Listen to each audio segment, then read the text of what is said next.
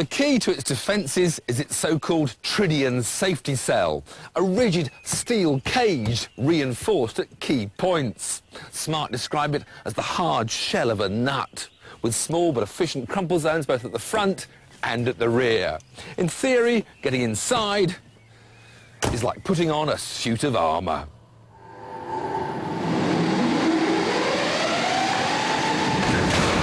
Even when it hits something more than twice as heavy, the bit where you sit is remarkably unaffected.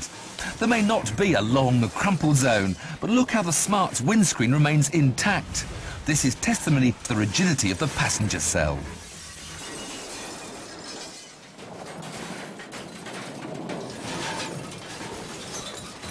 The downside of the shell's rigidity is that there's a greater potential for the crash forces to be transmitted through to the passengers.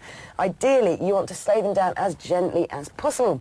So you get seatbelt tensioners that stop you lurching forward violently, and they're fitted with force limiters that give you a bit of slack before they dig into your chest. The car's also fitted with a driver airbag, a passenger airbag, and a steering column that will retract out of the way in a crash to give you more room to slow down.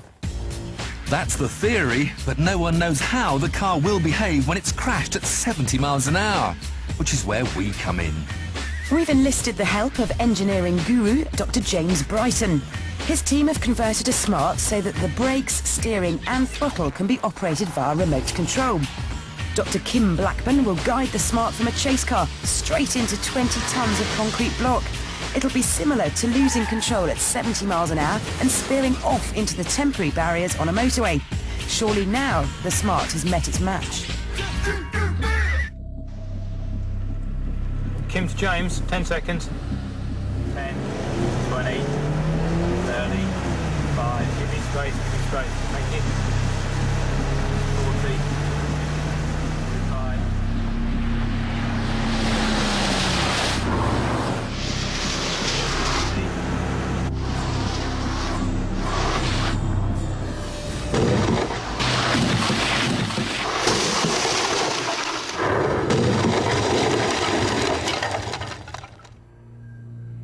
From 70 miles an hour to naught in 1 second.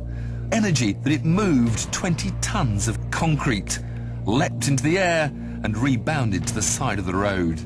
We didn't know what we'd find when we reached the wreckage.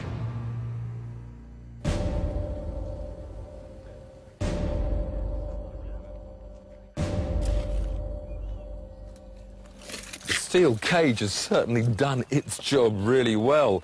You can still see the original shape, just that one nasty kink there. Don't forget, this is a car without a roof. The plastic was just shattered. So without even the strength of a roof, there hasn't been that much effect. You can in fact open the door. Bits fly out. And it's only really when you come around the front you do see that massive impact. Around the other side, though,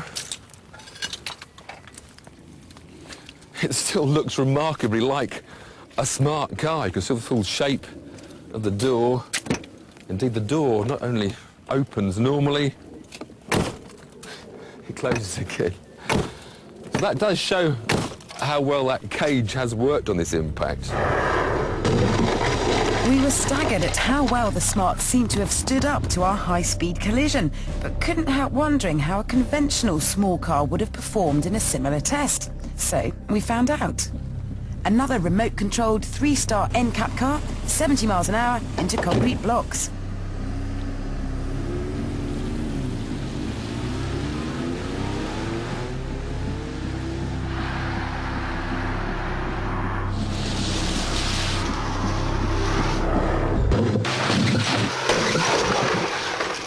Without a super stiff structure like the Smart's, you can see how this car's bodywork ripples as the shockwave dissipates. But again, the body looks remarkably intact, given the huge energy involved. Closer inspection revealed that there had been some intrusion into the footwell, but in comparison, the Smart looked to have suffered even more.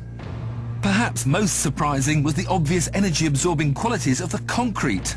The Corsa's greater mass moved the blocks more than the Smart, but in both cases, the concrete didn't necessarily deliver the killer blow you might have thought. But But here's the rub. The cars may have stood up to the severity of the crash surprisingly well, but the humans inside wouldn't. No matter what you drive, rapidly decelerating from higher speeds is something your internal organs simply cannot cope with. The chilling truth is, the people inside both cars would have been very unlikely to have survived. So, how much stick can a Smart take? A lot. But that can't be said for its passengers.